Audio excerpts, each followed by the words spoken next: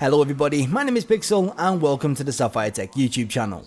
Today I'm going to be giving you some of my early impressions of the Grid Reboot while we take a look at some gameplay running at 1440p using the maximum settings on the Sapphire Nitro RX 5700 XT. So let's get right to it. Over the last couple of weeks, I've had the pleasure of playing quite a few racing games as I've recorded footage for some performance videos that have recently gone live on this channel.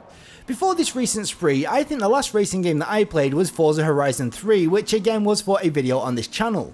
And before that, I think it would have been the original Grid, also known as Race Driver Grid, all the way back in 2008.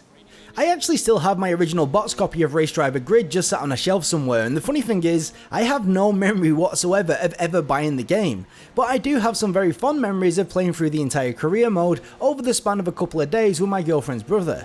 We was enjoying our time with the game so much that on the second day we decided to go halves on a fairly cheap Thrustmaster racing wheel and pedal set, which had some pretty decent force feedback, and that's how we played through the remainder of the game. Even now, I don't fully understand what was going through my brain at the time because I've never really considered myself to be a fan of either motorsport or racing games, and yet here I was. After we completed the career on the hardest difficulty with all the assists disabled, I boxed up the wheel, put the disc back in the case, and that was that. Despite having a blast, it would be nearly an entire decade before jumping back onto a Codemasters developed racing game. Unfortunately, this time around a decent racing wheel was a little bit out of my budget, so all the gameplay that you are seeing right now was recorded using an old Xbox 360 controller. I'm not sure if any of this is really all that relevant, but I want to try and minimise any bias I have towards the original version of Grid when so much of that could be down to things like nostalgia, the fact that I played through with a friend, and also the use of a racing wheel. The reason I bring this up is because I want to be able to say that if you enjoyed any of the previous games in the franchise, then you should also enjoy this, and for the most part, that would be pretty accurate, but there are a few caveats. Biggest of which is probably how stripped back the game is in terms of both the sheer amount of content and most importantly the career mode. This time around, the career is just made up of a series of short events, often consisting of a few separate races within a single discipline. You also have the ability to hire a teammate that will race alongside you, but this aspect of the game feels more like busy work rather than an integral part of the experience. The whole thing is really rather bare bones. I mean, don't get me wrong, the career mode in the original was not exactly the most in-depth thing in the world, but at least it felt like it flowed together and got you invested. While to long-term Grid fans or even long-term racing fans in general, this is likely not going to be a big issue since the career mode is going to only make up a tiny percentage of your eventual playtime, I think for series newcomers, career modes can be very useful tools when it comes to teaching them the ropes and getting them hooked. Without it, there is very little to differentiate this game from the countless other more fully featured racing games on the market. As you would likely expect, there is also a multiplayer component here, but to be honest, my ego's not quite ready for the beating it would likely receive online, so I've not actually given it a go. If you're interested in the multiplayer, I would recommend hunting down a YouTube channel that's dedicated to racing games and see what they have to say about it. When it comes to the driving itself, I have to admit that I'm rather conflicted.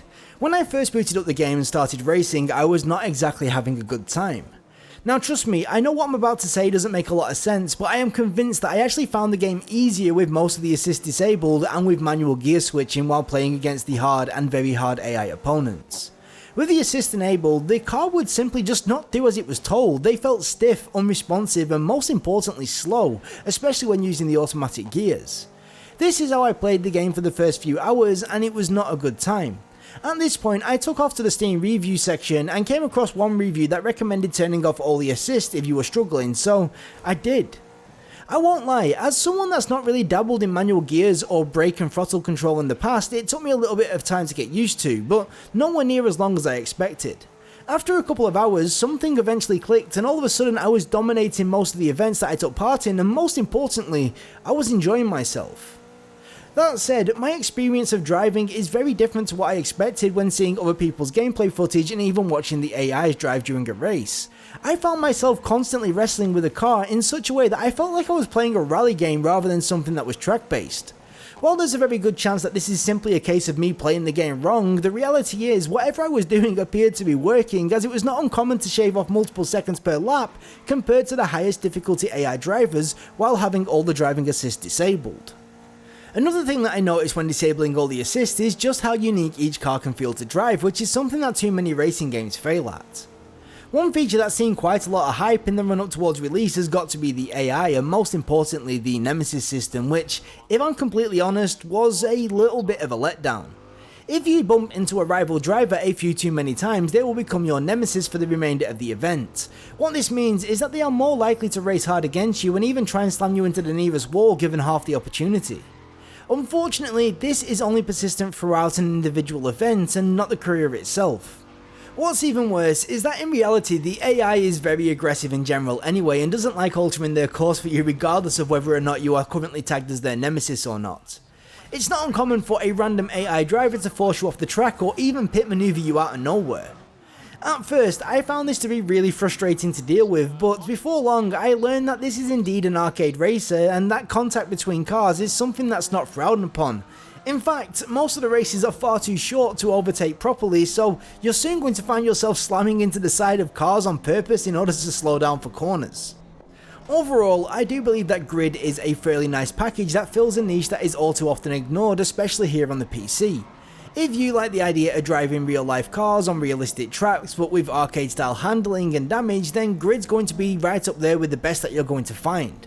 It's by no means perfect, and like I said earlier, it is most certainly a little bit light on content right now, but it does at least offer that nice balance between simulation and arcade that many games in the past have attempted and failed. With that said, that is once again going to be me done for today, so thank you so much for watching.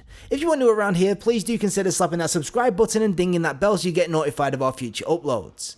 If you like this video, then how about liking this video, and if you disliked it, there's a button for that too, and all we ask is that you let us know why you disliked it so we can try and improve in future. If you've got any questions, suggestions or feedback, please do leave them in the comment section below and I will try and get back to you as soon as I get a chance. Once again, from myself and everybody here at the Sapphire Tech YouTube channel, thank you so much for watching, and until next time, we will catch you later. Bye bye.